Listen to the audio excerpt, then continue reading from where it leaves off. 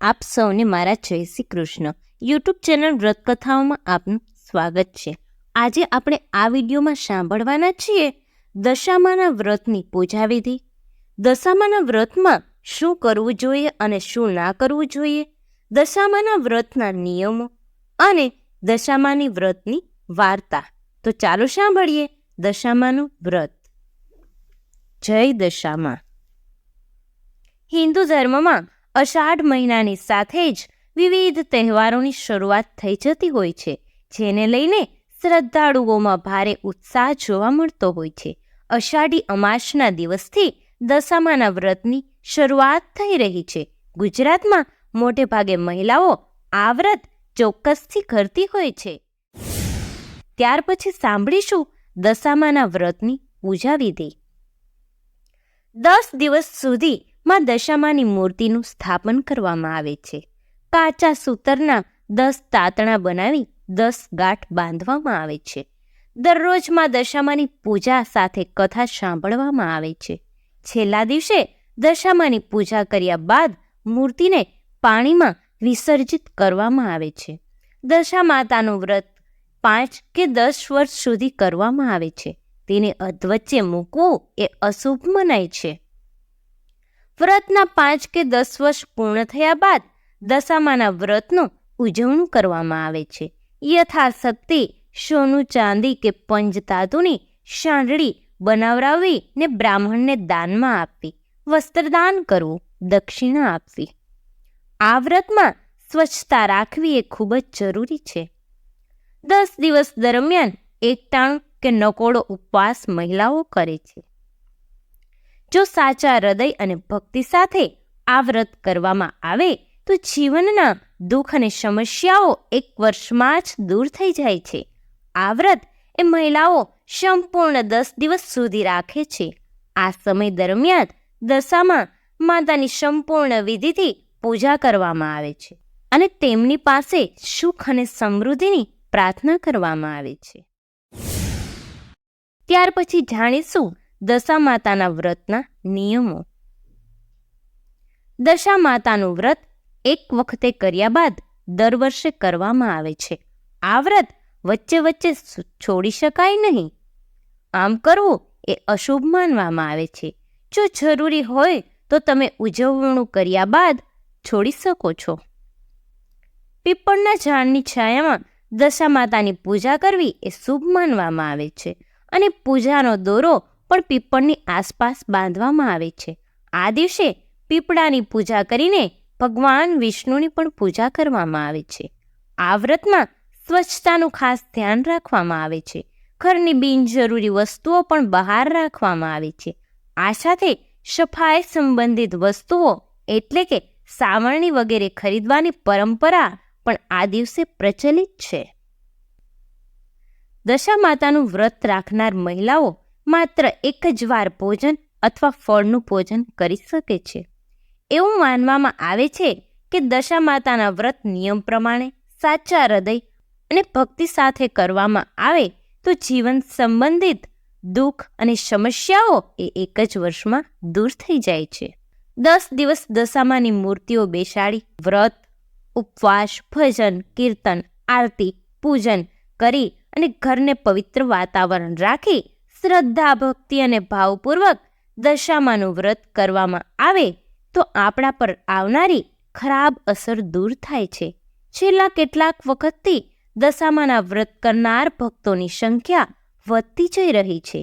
સ્ત્રીના સગળ મનોરથ પૂર્ણ કરનાર અને અંતરના અનંત ઊંડાણથી શ્રદ્ધાપૂર્વક આ વ્રત કરનાર પર સદાય શીતળ છાયા રાખનાર આ અતિ પવિત્ર વ્રતની શુભ શરૂઆત એ અષાઢ વદ અમાસના દિવસે કરાય છે. બ્રહ્મ મુહૂર્તમાં ઉઠીને સૂર્યોદય પહેલા પ્રાતઃકાળે પતાવીને માથાબોળ સ્નાન કરવું. આ વ્રત 10 દિવસનું છે.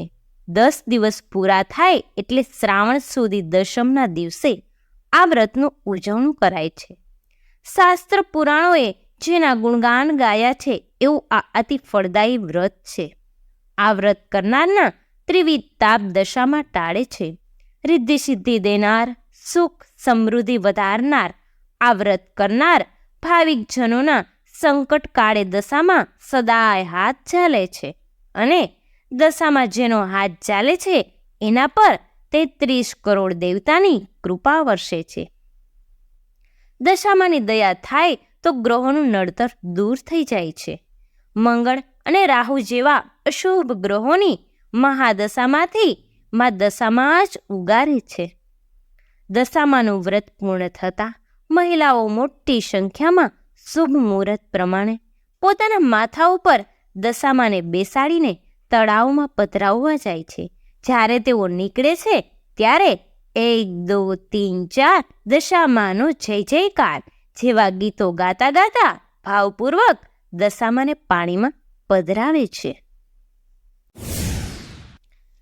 તો ચાલો સાંભળીએ દશામાના વ્રતની વાર્તા. જય દશામા. સુવર્ણપુર નગરીમાં અભયસેન નામે ઘણો ગર્વિષ્ઠ રાજા રાજ કરતો હતો. નગરની સમૃદ્ધિનો પાર ન હતો. રાજાની ગુણિયલ, સંસ્કારી અને અતિ સુશીલ તથા રૂપવતી રાણીનું નામ અનંગસેના હતું. રાણી ઘણી જ નમ્ર અને ધર્મિષ્ઠ હતી. એ ઘણીવાર રાજાને અહંકાર ન કરવા સમજાવતી, પણ રાજા એની વાત કદી ન સાંભળતો. એક દિવસ રાજમહેલના ઝરૂખે બેઠેલી રાણીએ નદીના કિનારે સ્ત્રીઓને વ્રત કરતી જોઈ. તેથી રાણીને કુતૂહલવશ થઈ અને તરત દાસીને આજ્ઞા આપી કે નદી કિનારે સોળે શણગાર સજીને ટોળે વળેલી સ્ત્રીઓ શું કરે છે એ જાણી લાવ. દાસી એ દોડતી દોડતી સ્ત્રીઓ પાસે ગઈ અને પૂછવા લાગી, તમે બધા શું કરો છો?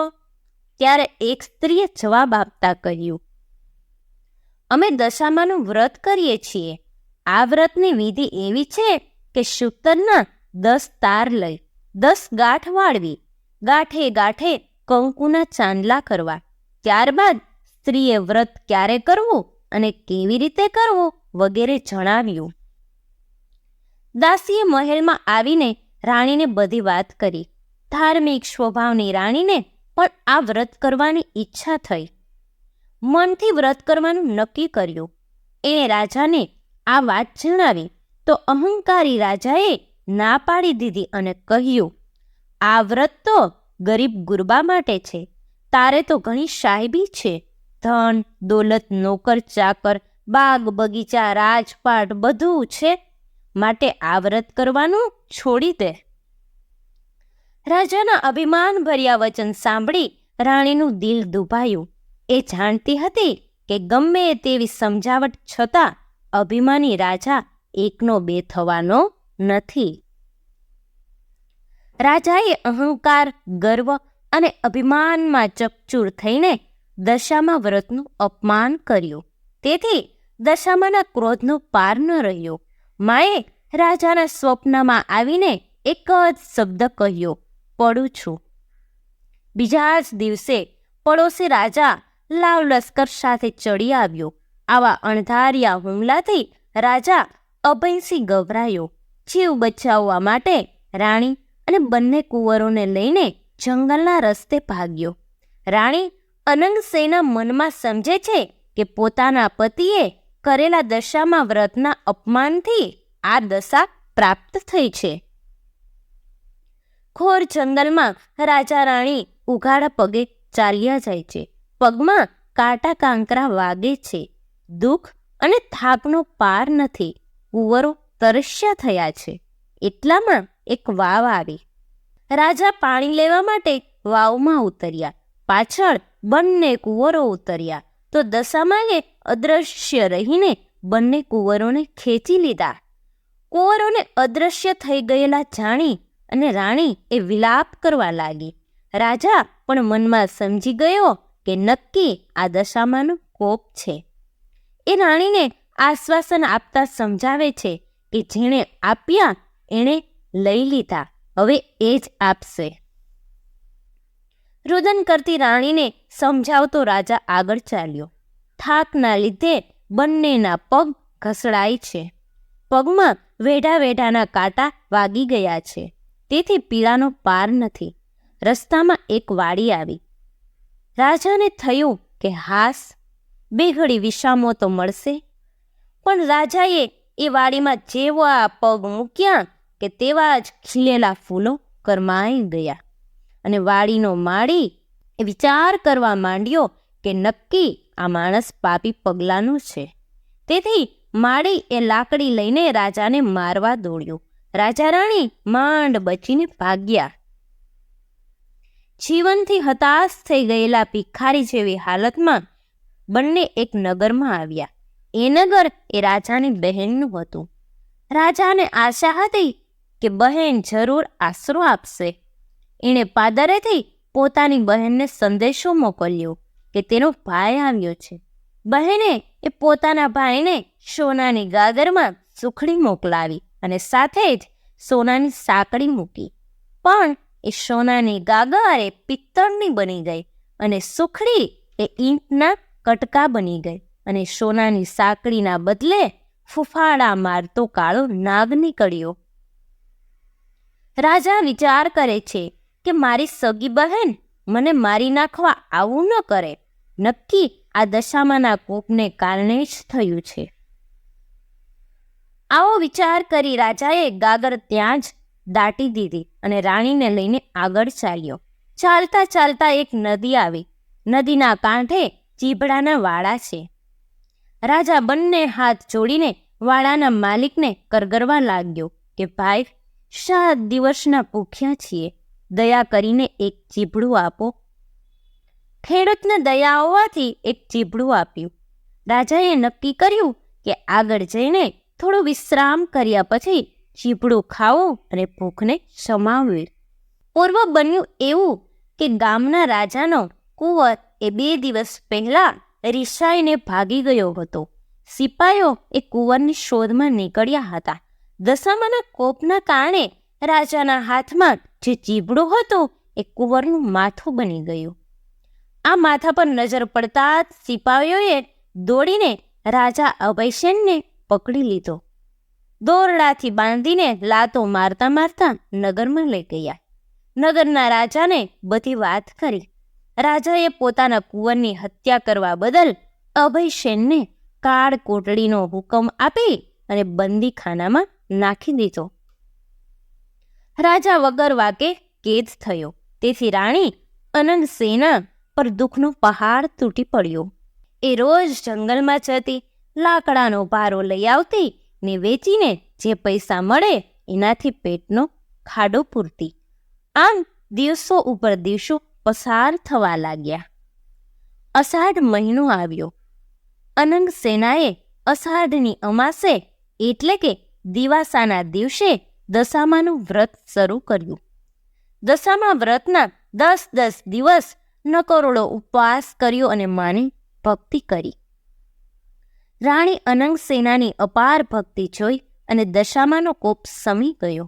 માએ રાણીને આશીર્વાદ આપતા કહ્યું કે કાલે તને તારો પતિ પાછો મળશે. એ જ રાત્રે દશામાએ નગરના રાજાને સ્વપ્નમાં જઈને આદેશ આપ્યો કે તે નિર્દોષ માણસને કેદમાં પૂર્યો છે. તારો કુંવર તો એના મોસાળમાં લીલા લહેર કરે છે. સવારે પાછો આવી જશે. સવાર પડતા જ દશામાની કૃપાથી કુંવર પાછો આવી ગયો. રાજાએ જાતે જ જઈને અભયસેનને બંદીખાનામાંથી મુક્ત કરી અને ક્ષમા માંગી. એટલું જ નહીં, ખૂબ જ ધન પણ આપ્યું. રાજા રાણી રથમાં બેસી અને સુવર્ણપુર આવવા નીકળ્યા. રસ્તામાં બહેનનું નગર આવ્યું. રાજાને પેલી ગાગર યાદ આવી.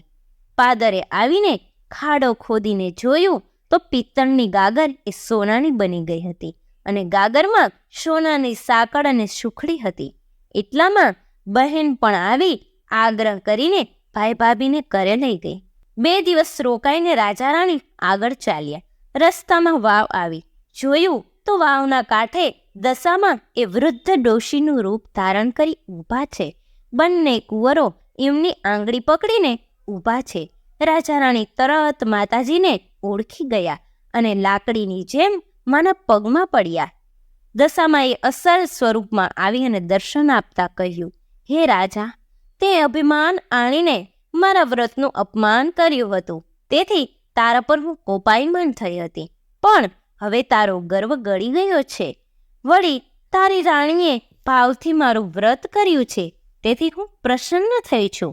તારું રાજ તને પાછું મળી જશે. માં કરતો રાજા અભયસેન દશામાના પગમાં આડોટી પડ્યો અને બોલ્યો, માં, હે દયાળી, કળિયુગમાં તમારી કારમી કસોટીમાંથી કોઈ પાર ઉતરી નહીં શકે, માટે આવો કોપ કદી ન કરશો. દશામાં મીઠું મધુર હાસ્ય વેરતા બોલ્યા, તારી વાત કબૂલ કરું છું. કળિયુગમાં જે કોઈ મારી કથા સાંભળશે કે સંભળાવશે એની દશા સદા સારી રહેશે. આમ કહી અને દશામાં અદૃશ્ય થઈ ગયા. રાજા રાણી બંને કુંવરો સાથે પોતાના રાજ્યમાં આવ્યા. અભયસેનના સેનાપતિએ પાડોશી રાજાને હરાવીને રાજ પાછું મેળવ્યું હતું. રાજા રાણી આનંદપૂર્વક દિવસો પસાર કરવા લાગ્યા. હે દશામાં, જેવા રાજા રાણીને ફળ્યા તેમ વ્રત કરનાર સર્વને ફળજો. જય દશામાં. મને આશા છે કે તમને વિડીયો જરૂર પસંદ આવ્યો હશે. વિડીયો સંપૂર્ણ સાંભળવા બદલ ધન્યવાદ.